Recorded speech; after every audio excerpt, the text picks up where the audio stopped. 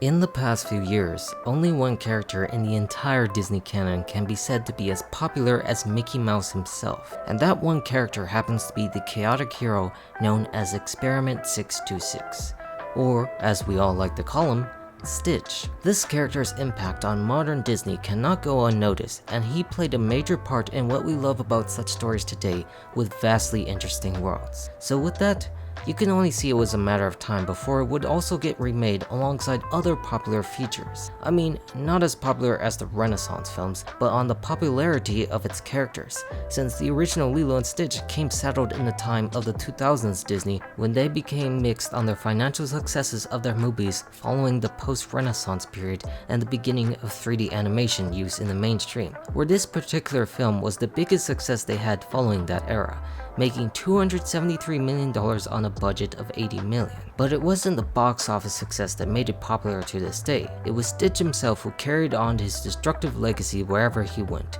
Looking back on fond memories of someone so vastly different from other normal Disney protagonists that people love to this day, where it only felt right for them to do something like this, after the mixed reception in recent years to do things like Snow White, things that nobody wanted to see checking all the wrong boxes, compared to something that actually did check out all the right boxes for even doing so, even though the gap between film releases had been narrowed and involved a story I hold dear to my heart. Because it's no mistake that films like Lilo and Stitch remain to me one of my favorite Disney movies of all time due to my own heritage growing up in Hawaii and being Hawaiian myself, finding a story that takes place in the present day when I was living there, and the very important fact of ohana, the meaning of family where nobody gets left behind or forgotten. It's just very special to me for all those reasons, where conventional wisdom would have led me to believe that I would absolutely detest what they were doing here, considering their track record. But the truth is, that's actually not really the case, and this film isn't really that bad by their own standards. Yes, I know there are many facts that I still hate, and plenty of people also do, and we will dive into that badly misunderstands the original point, but it's not like an abysmal abomination that completely drags itself down in things that didn't need to be, and actually holds more true to the broader concept of the movie. The fact that made it easier, of course, was it being in the modern setting, similar to other films like 101 Dalmatians in the 90s, and having it take place in the current day instead of a fairy tale that required horrendous CGI effects, and also having the advantage of half of the original cast return in some form, just like the original creator of the entire series, Chris Sanders himself as Stitch. Like, at least having the creators involved in some form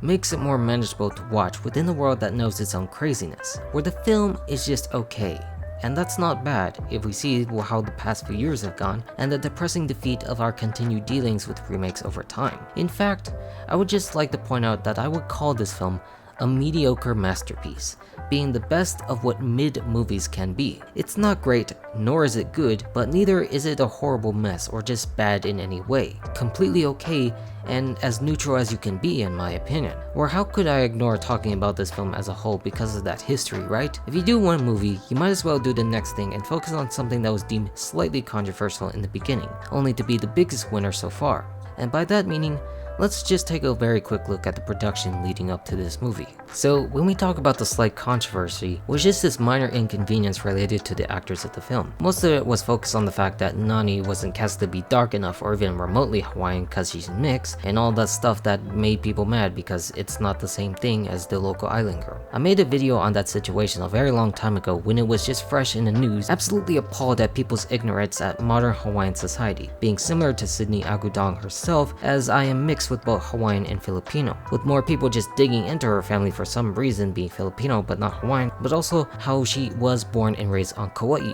where the original story is primarily set in. That people online could not understand that Hawaii is ethnically diverse, as the islands were discovered where you have mixtures from China, Japan, Korea, the Philippines, America, Europe, that have all converged to these islands ever since it was discovered by foreign nations in the Pacific, where most full-blooded native Hawaiians don't really exist in large numbers anymore. We are mixed from our ancestors marrying each other people of other nations, and that is fine for the makeup of Hawaii. It doesn't have to be resolute in what they had to cast because they were looking for specifics and Sydney actually reached them. And the film itself does show a mixture of haole and natives together, where it shouldn't be too hard to actually imagine that or see how it should not be a problem at all, considering that all of these are acting roles. I also discussed previously in that video that other dramatizations of Hawaiian history actually featured actors who weren't really Hawaiian. In fact, even newer productions like Jason Momoa's Chief of War that dramatizes how the Kingdom of Hawai'i came to be has actors from New Zealand playing native Hawaiian chiefs, my own ancestors from history who I'm actually related to, playing those roles in a production spearheaded by Momoa,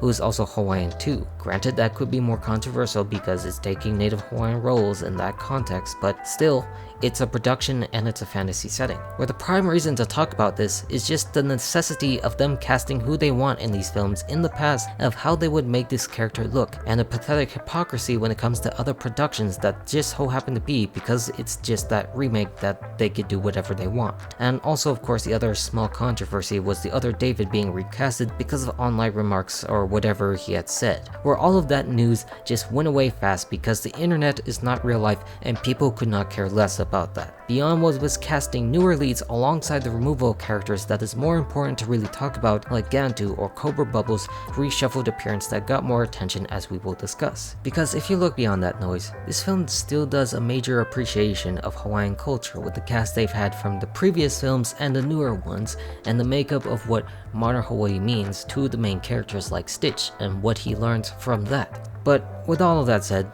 let's just get into talking about the film itself. When comparing the opening acts, there really isn't too much to discuss that is different other than of course the missing Gantu, with Jumba and Stitch on trial for the illegal genetic experimentation. The other difference here of course is how Jumba does not sound like an evil Russian scientist played by David Ogden Stiers, but now just Zach Galifianakis who just makes stuff. What you see before you is the first of a new species. A threat? Experiment 66 is our Federation's most sophisticated weapon. Where on one hand, you have to say they did a good job at designing the CGI characters to almost exactly be like their original counterparts, taking in the wacky nature of it all, at least better than the dwarves, but how on the other hand, you still have to criticize it for its lazy approach to the new voices of these characters, a way of saying subtracting even while adding to a different story. Like Jumba's evil personality does come out in that accent himself, and it gives him more flavor to why he makes such experiments and his past, where we start off with just Zach who just makes things without any backstory buildup, and also again removing Gantu in that image because. Where director Dean Flesher did explain this was for the fact that he wanted Jumba to take the villain role solely instead. I think that there are, I think,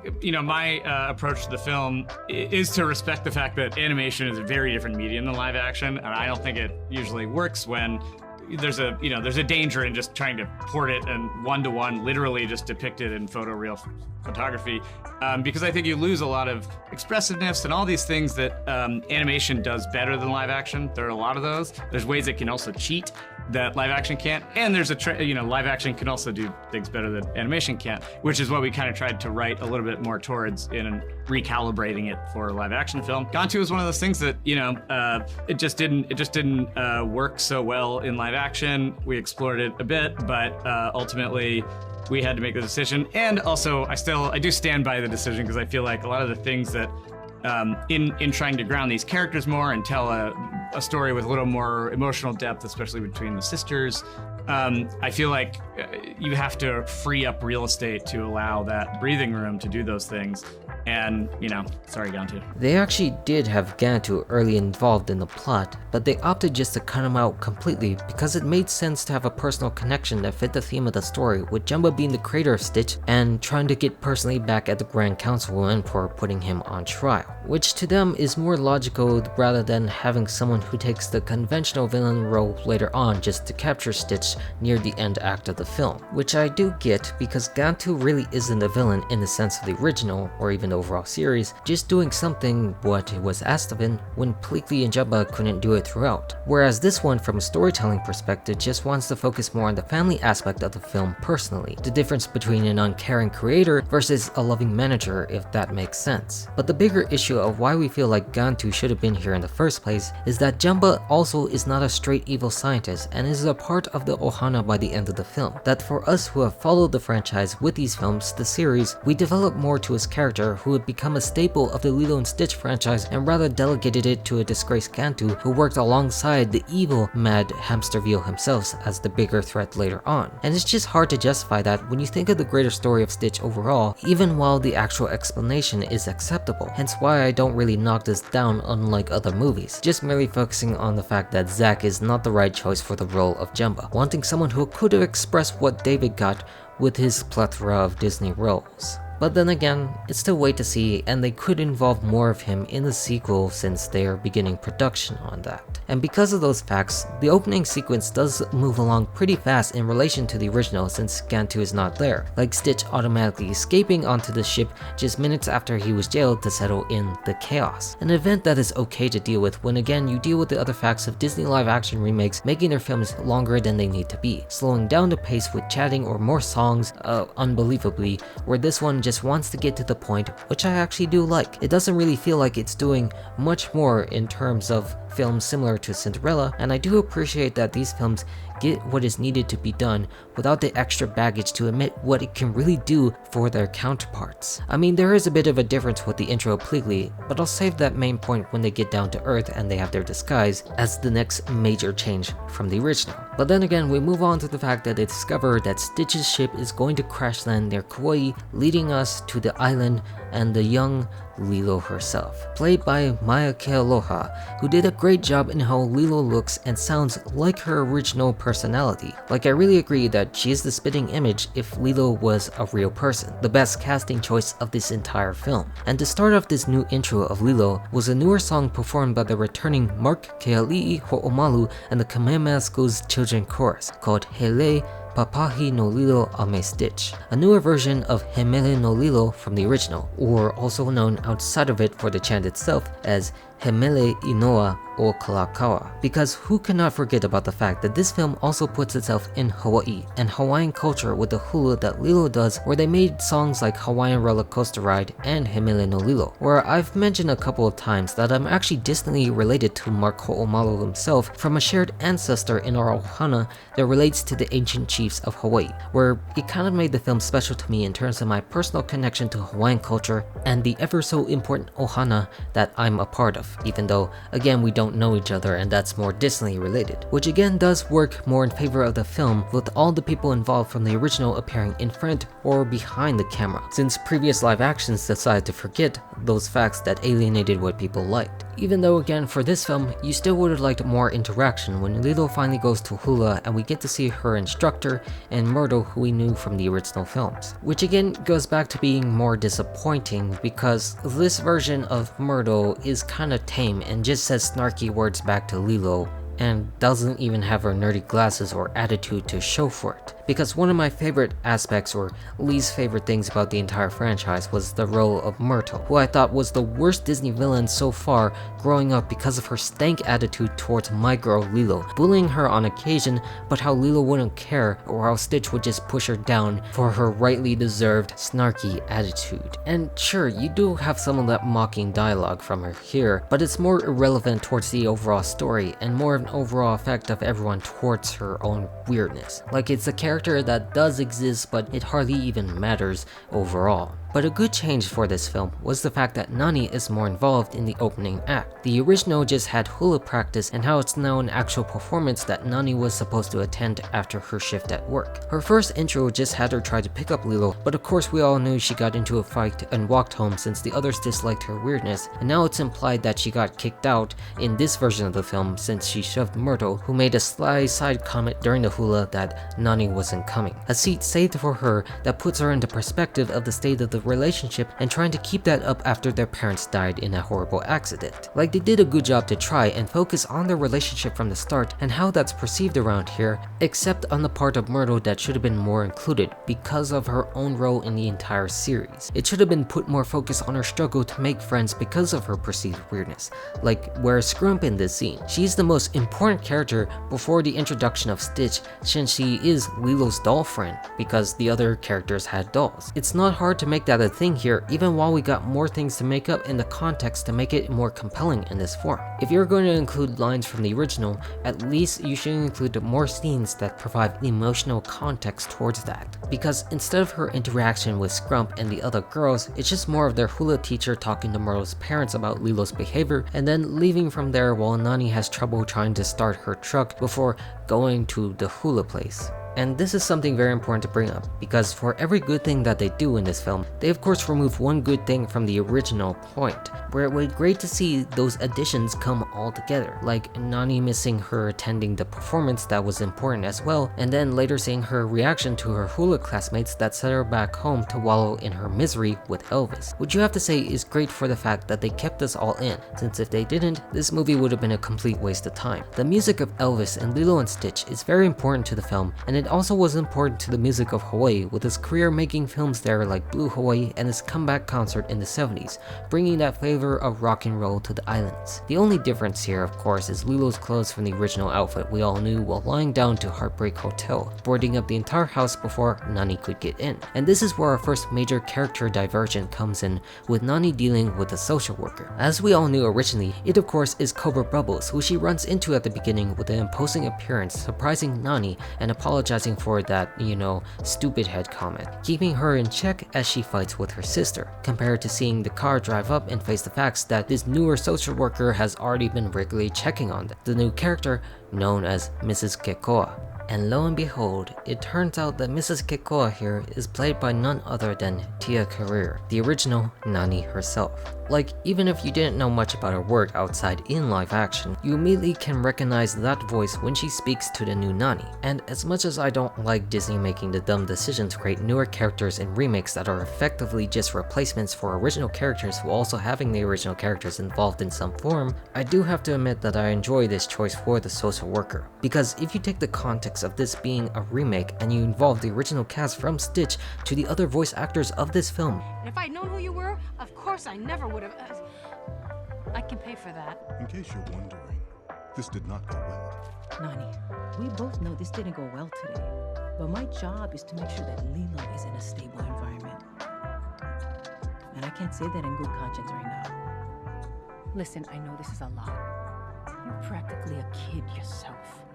You see that it does carry on a good meaning passing on that torch. Also, it's just more logical for a real life setting of a film to have someone like her as the social worker in Hawaii rather than a tall 6'5" man in a suit with shades that looks like he more worked for a top secret governmental organization, and one that happens to take watch over your life, as the director even once said. Like, I feel that this one works better to have Nani talk to Nani in a way about her situation and the reality of what has to happen since she's still young and cannot potentially handle the pressure of taking care of her sister, where naming her Mrs. Kekoa actually makes sense in a way, very similar to the word kokua, which is very important, meaning to help or assist in a meaningful way, the role of a caregiver. It also shows a big contrast to how young Nani is with Sydney in the role. Of course, Tia in the original film gives off the more local pidgin accent as you expect someone with her Hawaiian background, but also just seemed a little bit more mature, where I thought she was a little bit more older than what she was, which she was 18 in the original, in comparison to Sydney's display that indeed looks like she's more the older teen or younger adult taking care of her sister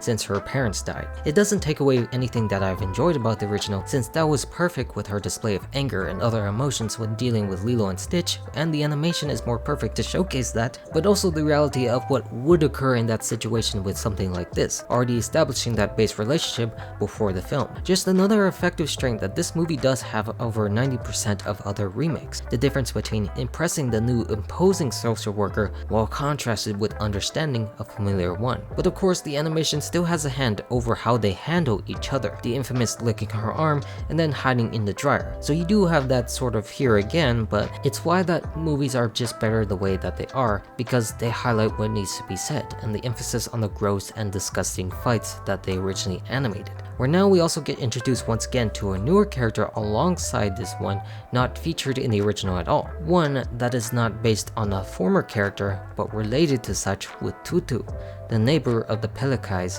who happens to be the grandmother of David, Nani's friend from work and eventual boyfriend from the original series. And with Tutu of course meaning your grandparent in Hawaiian, it acts more as the mature figure who helps them out, as played by Amy Hill, who of course was an original voice from the animated film as Mrs. Hasegawa, who Nani first approached for a new job before,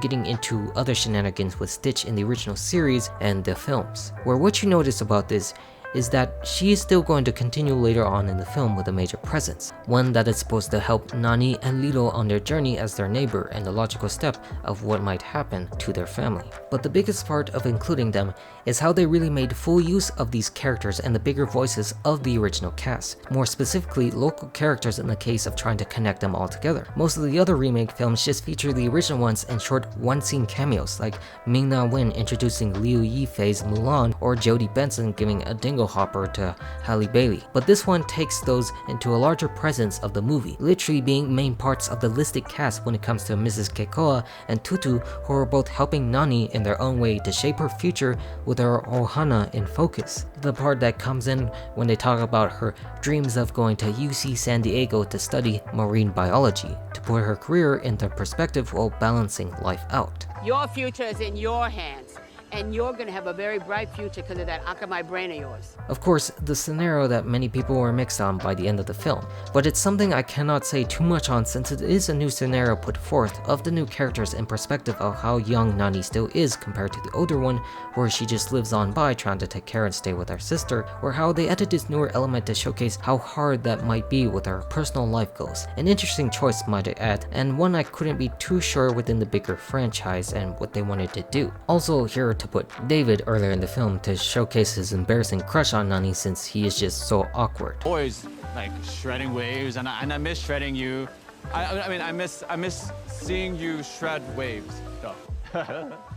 Yeah. And now comes the point of Stitch's arrival on planet Earth, the shooting star that she wishes for a new friend to understand herself better, an angel that is symbolically looking more like a little devil. The bigger difference here is how the sequence is longer with Jumba and Pleakley going down to Earth, while also Stitch explores more of the land. The original was just Stitch getting run over by a truck after pointing his gun at a frog, and now he lands in a more forested area with the shock collar added to incapacitate him since he was still a prisoner and was used more as a tracker to find out his location. And I think this is a way to get us introduced to Stitch properly on planet Earth with us as humans, being located next to a wedding party where he spots Cake and causes chaos right there as we know him to do. Like, you know, try to get him in the groove of Uptown Funk and Bruno Mars songs before he gets run over by a new tourist bus. And doing that does no wrong to his character, still voiced by Chris Sanders, who sounds exactly the same as he did over 20 years ago, performing some of the same gibberish lines he spoke a long time ago with the newer situations and the more clearer emphasis on how fluffy and dangerous he can really get. And I do really enjoy that. Like, it would really be impossible to see anyone else play him other than the very man who created him back in 1981.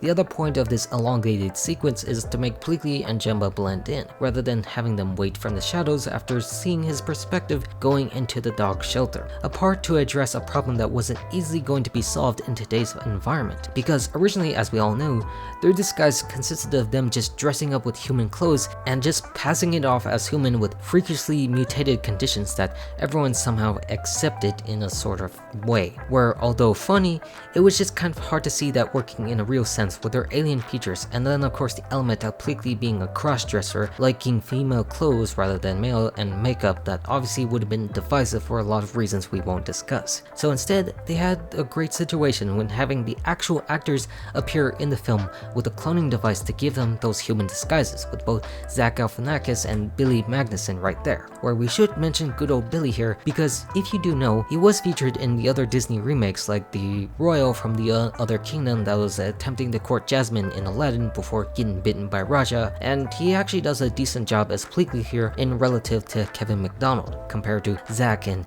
David Ogden Stiers, which I still cannot really accept, because I still really think it would have been better to have his accent still featured in this film to give him a personality, just like Pleakley's awkwardness getting featured in a human body, or all of the customs that they were used for someone who studied our own planet. You know, the kind of stuff that makes people want to drop their shave ice or ice cream after seeing such actions. We have to mention that little fact here because of course the Sunbird Taurus was a funny moment, but how more importantly the extra they used for this, David Hikili Keua Bell, unfortunately passed away a few weeks after the film was released, which was very sad since he did love doing small acting roles, and I find his addition addition with respect to the original Charming. Another change here would be in fact that Tutu was actually taking watch over Lilo while Nani was doing out work stuff, where they go to get to the shelter. Another change I don't like in this film because it's done for the sake of including characters in a bigger role, since Nani was actually there with Lilo to give her a companion the next day after the shooting star fell down. You know, just making steps to have her still under her own legal guardianship, where she got this idea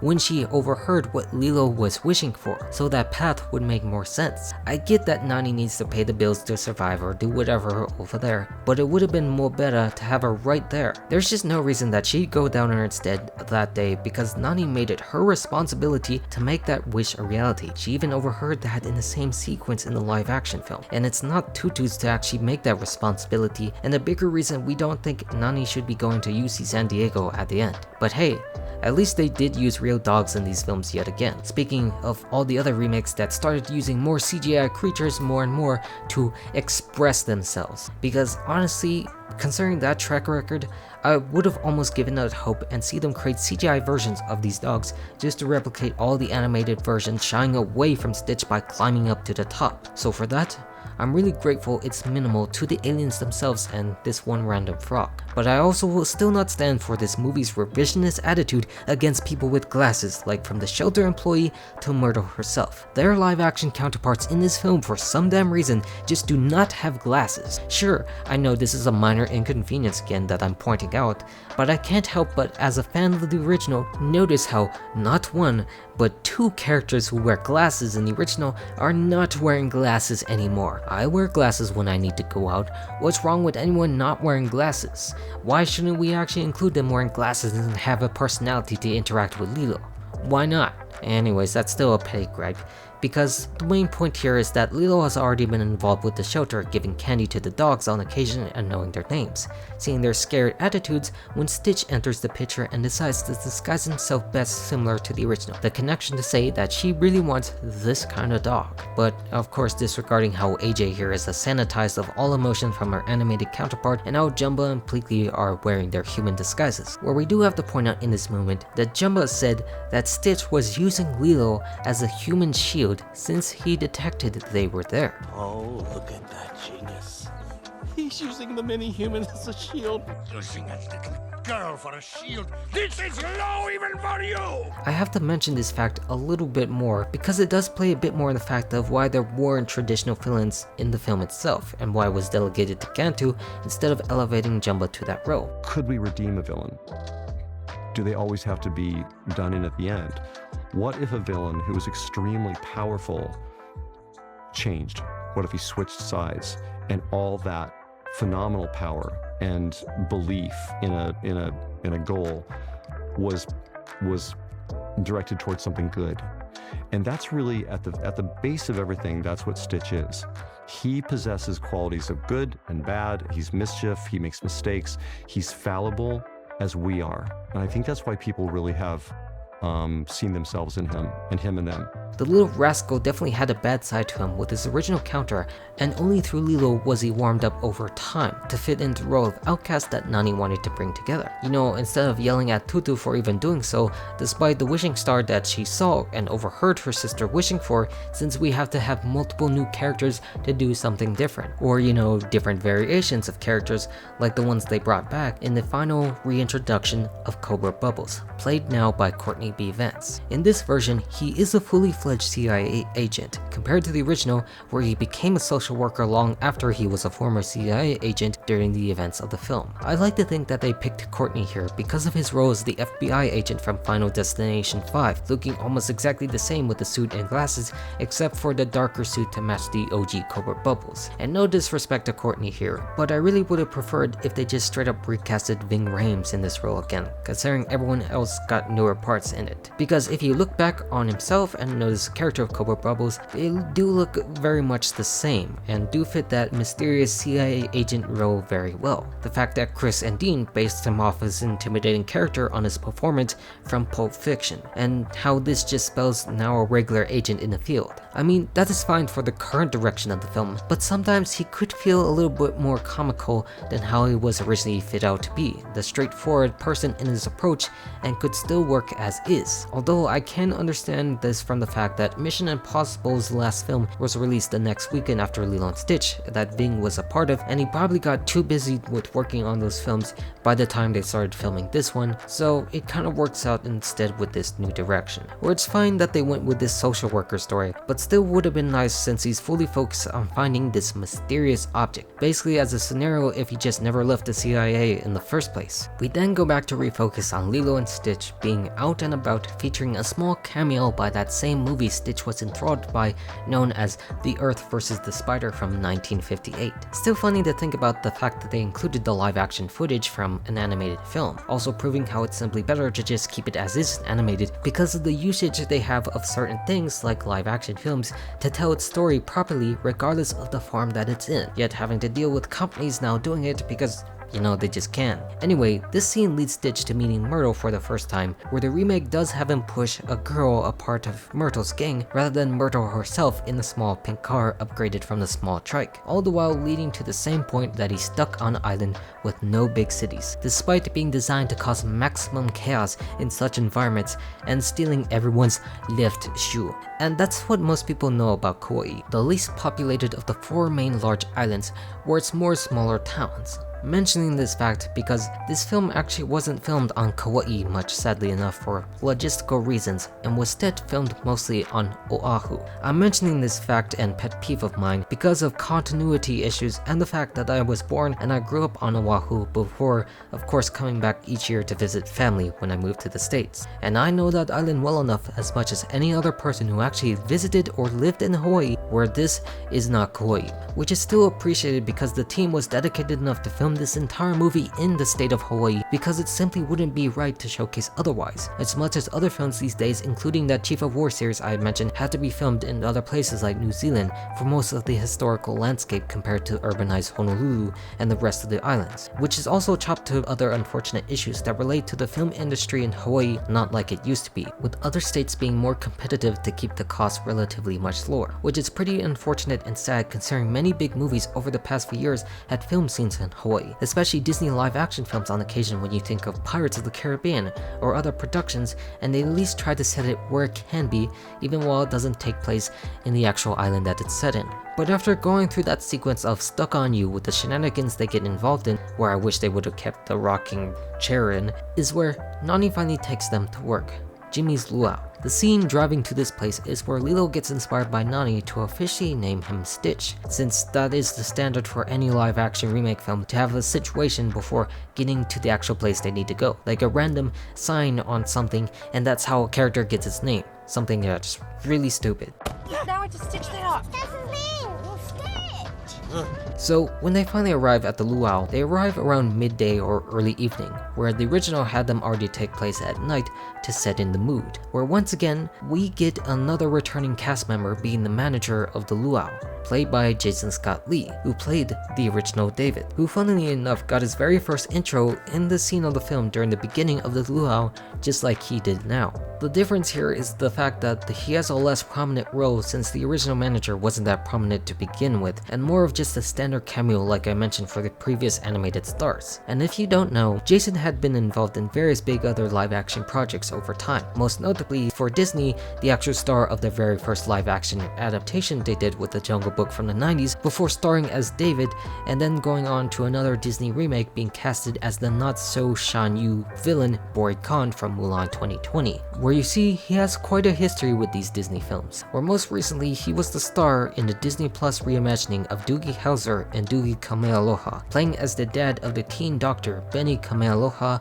who is steep in his Hawaiian tradition. Unfortunately, that show got cancelled back in 2023, but I really liked him in that role, which is sort of connected to him being the OG David with his weirdly clumsy attitude as we see here, because both versions are clear in their awkward crush on Nani, who can't attend to his feelings right now because she's way too busy handling this stressful lifestyle with her family. Of course, with the sad part being the fact that he doesn't get burnt here when he performed, that still would have been dangerous in real life, and more about Stitch causing chaos as Nani works, because originally she got in trouble and was fired when Stitch was dealing with Jumba and Pleatley, this guy's trying to take him away there, but how it's now both Lilo and Stitch causing chaos, trying to keep him under control, who can't help himself but juggle with fire, spray water at her, or cause the manager undeniable pain that would have resulted in her being let go. Like, in this version, it's just actually much more better into the factor of why she would get fired because of this chaos that he's causing when she's there, he's there, and all of that. And of course, something that makes more sense than seeing and being weirded out by the disguised Jumba and Pleakley, who still look more like freaks rather than actual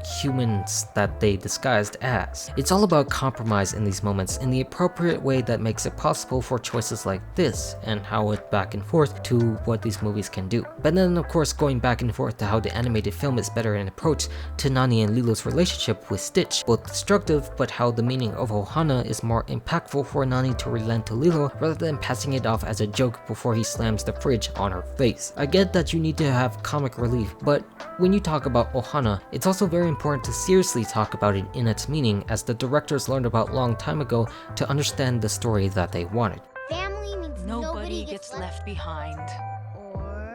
Or forgotten. Ohana means family. Family means nobody gets left behind Or forgotten. Yes, it's still here and it's still impactful in some way, but it's more comical and, you know, not used in the most proper of moments possible. But from here on out, we move to Lilo trying to train Stitch to be nice, to act responsibly as he normally should, like how the live action decides not to go with the route of how Stitch originally built a mock-up of San Francisco only to destroy it and actually slow it down with the board of her family, all to finally build to that goal of what Stitch doesn't have in a family and why he has to learn about it. And I do think it's cute to have this here with Maya as Lilo teaching Stitch how to do the hula to the tune of Aloha Oi, getting him to the groove of the music. However, that also comes at the cost of his emotional feelings from the OG scene, with Jumba watching over him wondering what he must feel like when he has no purpose, which is one of the stronger suits of that film to have him realize that he's more than what he was designed for, with his longing for love of family and the themes of outcasts, especially the one with the Ugly Duckling book that he took to heart that this film actually does not have in any way. And I just cannot believe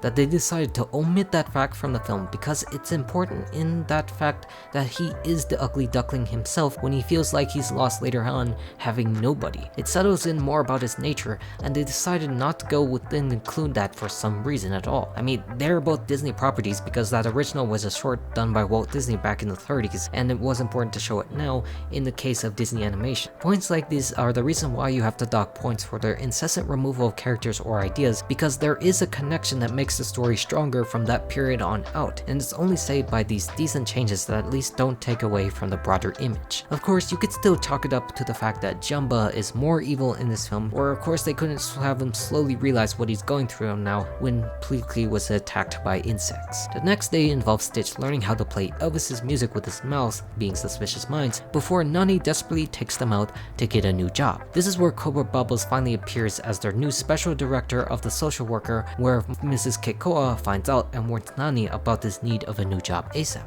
All the while, Bubbles interacts with Lilo and Stitch, trying to pluck a strand from his DNA to find out the identity of this blue creature, which is different from Cobra himself, who met Stitch and didn't know he was an alien at all, and wanted him, like the rest of the family, to be model citizens, which resulted in the Devil in Disguise sequence. Unfortunately for this version, it's sort of cut down to him being a little bit more naughty in the background, and not specifically focusing on his rough actions in between employers that Nani was talking to, stressing that he was supposed to be shaped like a model citizen like Elvis, and not simply just to chalk it up to his badness level. Like, this entire part is just focused on how none of them want to hire Nani based on what Stitch does in the background, and the search ends in complete frustration and nothing more than that. Nothing more than the original sequence that led up to Stitch actually being dressed like Elvis to try to be that model citizen, performing the guitar, impressing the people with the Devil in Disguise on the beach, before ending badly where they all reach a dead end. I mean, they do have Stitch dressed as Elvis by the end of the film, but that's not the same for including this song here to represent who Stitch is, and then again having him ironically perform the song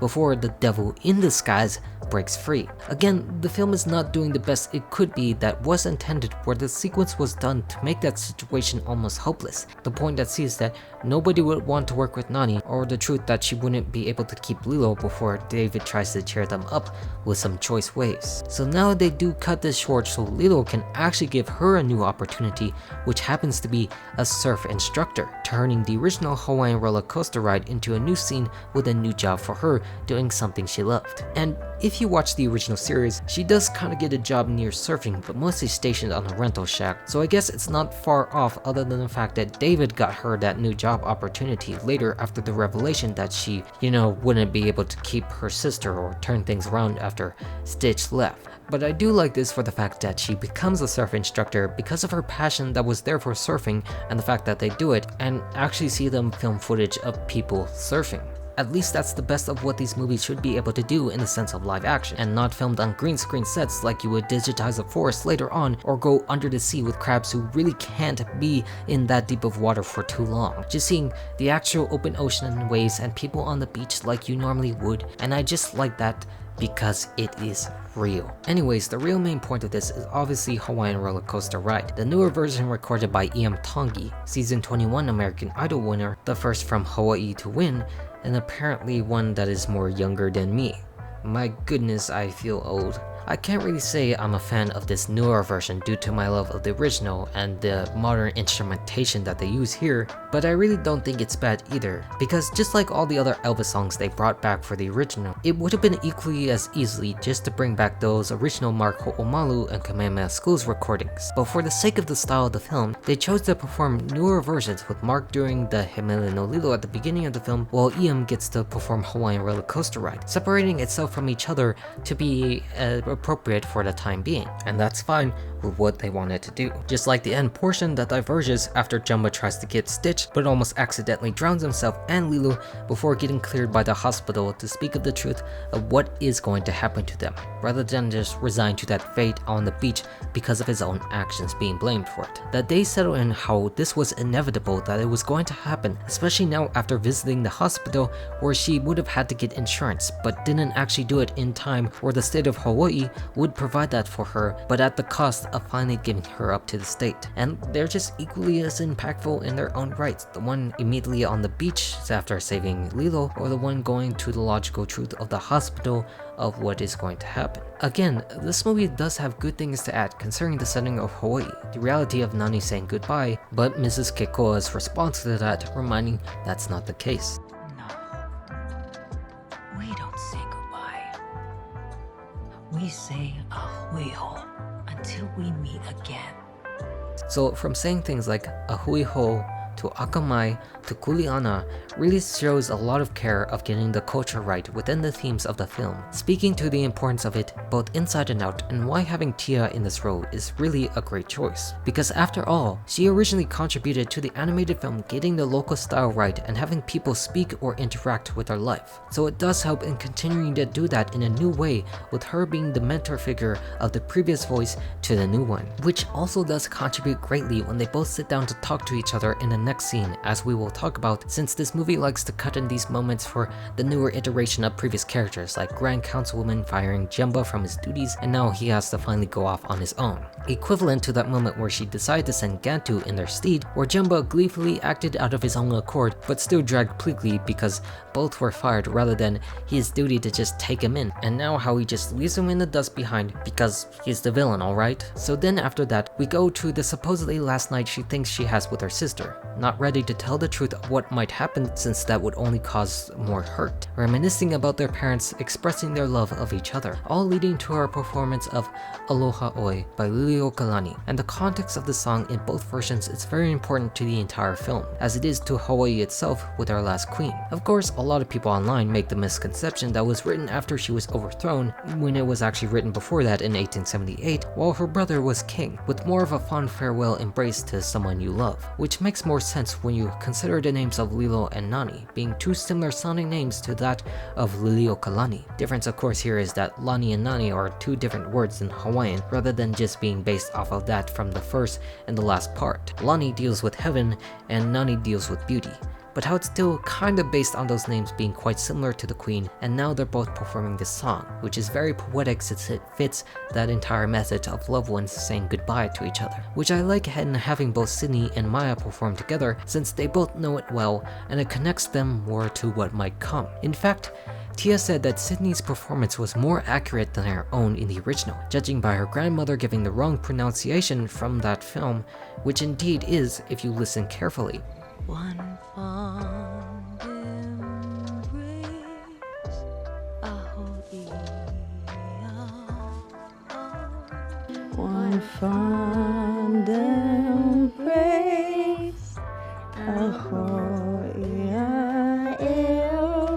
Basically, in the original, she was supposed to sing aho'i ae ao, which Sydney did indeed do in this version, and how she just sang aho'i a ao, missing that glottal stop before the e, which translates to ere I depart. Another fun fact where she does have her own recorded version for her album when she did Hawaiian songs, which did include ae fortunately enough, which could be all chalked up mainly during to the recording sessions where they had this quick take that they finally used in this film within the development schedule, and her grandmother giving it to her before she actually started. And the main reason I wanted to bring this fact up is because they brought this up after the success of this very movie, and for the same reason that Tia is still responsible for bringing the important Hawaiian culture and flavor to the film, where they asked her how would they go about doing a goodbye, and she brought up Aloha Oi as a song to point that out, so it all worked well. It's the one that also works well for Stitch because he also doesn't have that and feel like he cannot belong, or he's affected their relationship for the worse rather than the better and leaves because of it. And of course, as I discussed earlier, since they don't use the ugly duckling in the remake,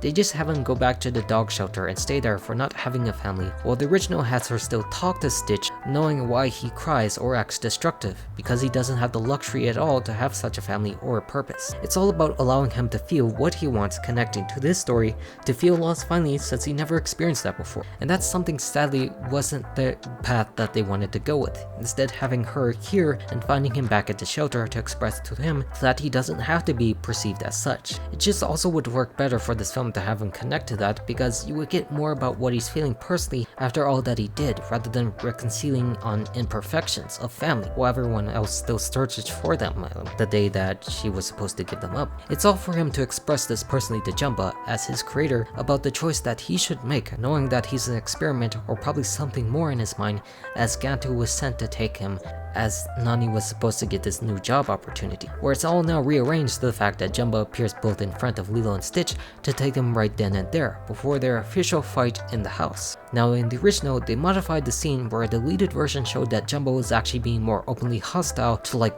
kill Stitch apparently, where they reworked it to the fact to be a kooky fight sequence where they fight over a hot potato and lose the gun before it blows up. You know, the kind of the same feeling you do get here with of course Jumba is that evil figure wanting to capture Stitch at all costs, but with the hint of the finalized version with the comedy and of course the non-Russian Zack. And there isn't really much to say about this other than the fact that he is now the villain solely, where he manages to get Stitch to give himself up to keep Lilo safe from the pain of what he really is and what he did to get here before leaving, but how Lilo in this scene actually snuck on to rescue him. But the original of course led to the complete destruction of their house, Cobra Bubbles berating Nani for allowing this to happen before Stitch sadly revealed his true nature, being an alien just like them, wanting nothing to do with him now for lying to her before they get captured by Gantu, who takes off where Nani can see before facing the escaped Stitch and Jumba completely. And of course here I'm going to say I prefer the original because it shows a bit more of an emotional response for what he did and what events led up to that, rather than immediately going to this point and having her willingly board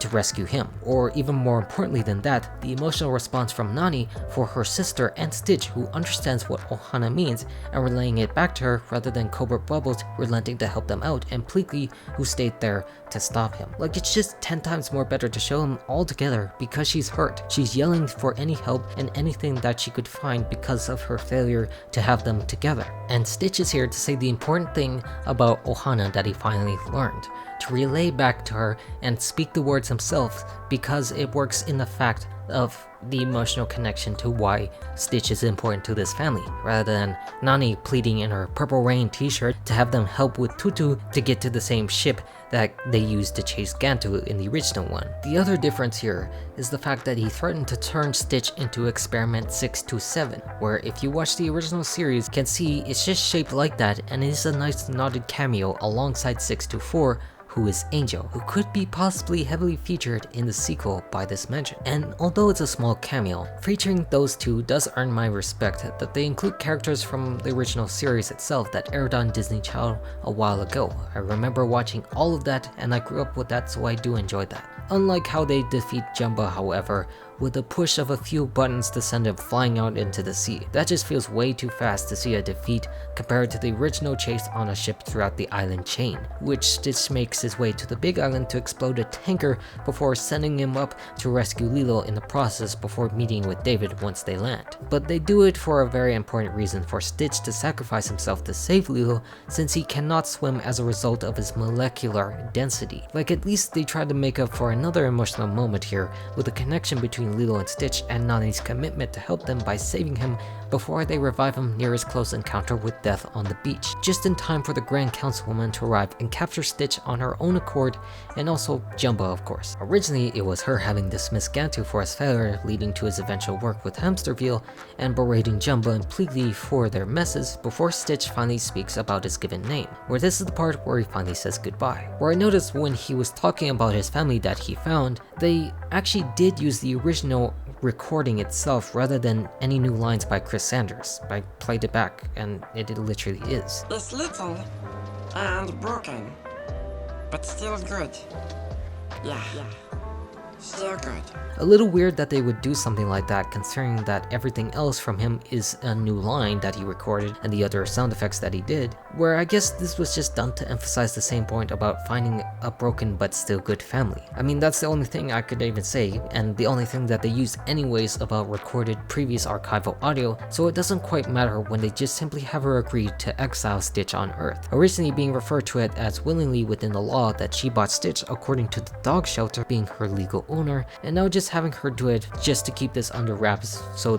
that he could stay with the people he loves. Also, apparently this version of Cobra Bubbles actually never met Grand Councilwoman compared to when he did reveal that he was ex-CIA when he met her in Roswell, New Mexico in 1973, and of course finally ending things with allowing her to place the Pelikai family under the official Galactic Federation protection. And from here on out is where they finally live happily ever after, rebuilding the house with their new observation room and end the film with burning love. Where now comes the time to talk about this controversial decision of the remakes ending to send Nani off to UC San Diego for marine biology instead, where I have to admit personally, I really don't feel strong about this in either way, just like the rest of this movie, made out of logical choices that of course that she cannot have Lilo under her legal guardianship, but now under characters like Tutu and David as a fellow neighbor, and her new Hanai involved. That Lilo sees the sandprints suggesting that she does follow her dream to go to college, to have her more forward with her pursuits in life and still respect their family being close together. Where although it wasn't the point of having her follow any dreams previously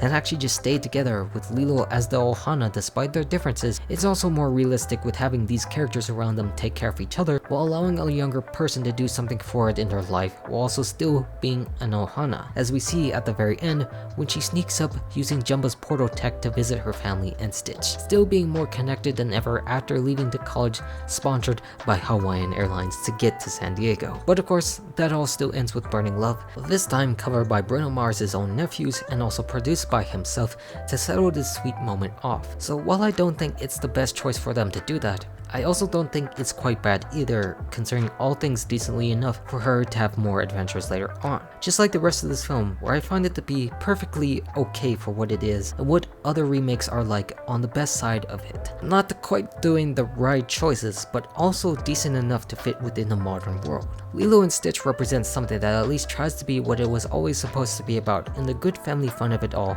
in an ever-necessant age to remake all of their films without misunderstanding every single point about them. It still doesn't mean it's quite as good as something like Cinderella for live action in my opinion, but at least it's something many people can enjoy outside of it. And that's not too bad if all of this is inevitable. That at least we involve a lot of the original crew in this newer film and never lose sight of what they did and add their own experiences to a new one one to continue its ever so important message. We might not agree with its grander purpose, but at least we don't have to die on a hill hating everything and appreciate what can be done with those involved. And I think it's our kuleana to ensure that the right ideas are always placed out there, and the good successes can succeed. The success of things like this can only happen if they know what they are doing, otherwise they will suffer more worse consequences of the likes of Snow White rather than the greats of Lilo and Stitch. And as long as we adhere to our ohana, our family, so that nobody gets left behind or forgotten, we will succeed.